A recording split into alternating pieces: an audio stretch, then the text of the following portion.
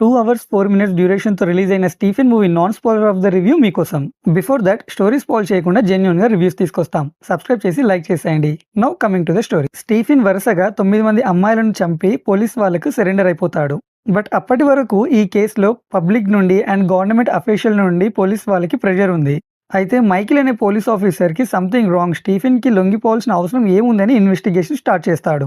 So Stephen back story ఏంటి, ఆ 9 మంది అమ్మాయిలని ఎందుకు చంపాడు అనేది rest of the story.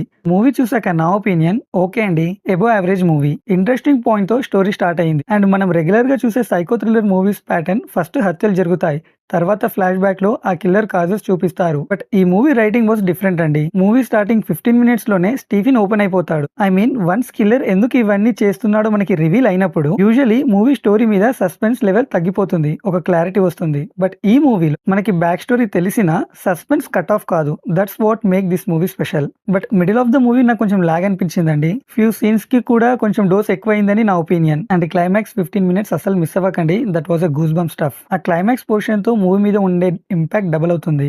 And మూవీలో screen play was really good అండి. కమర్షియల్ గా కాకుండా నేచురల్ స్టోరీలా అనిపిస్తుంది. అండ్ స్టీఫెన్ క్యారెక్టర్ చేసిన Shankar garu done a terrific job. అయితే సైకో థ్రిల్లర్ మూవీస్ ఇష్టపడే వాళ్ళకి 70-90% వరకు ఈ మూవీ నచ్చొచ్చండి. In case comedy, action, drama, romantic kind of movies ఇష్టపడే వాళ్ళకి 40-60% వరకు ఈ మూవీ నచ్చొచ్చండి. సో నేను ఈ మూవీకి ఇచ్చే rating 3.2 stars out of 5. And story spoil చేయకుండా జెన్యూన్ గా రివ్యూస్ తీసుకొస్తాం. సో సబ్స్క్రైబ్ చేసి లైక్ చేసేయండి. Thank you for watching.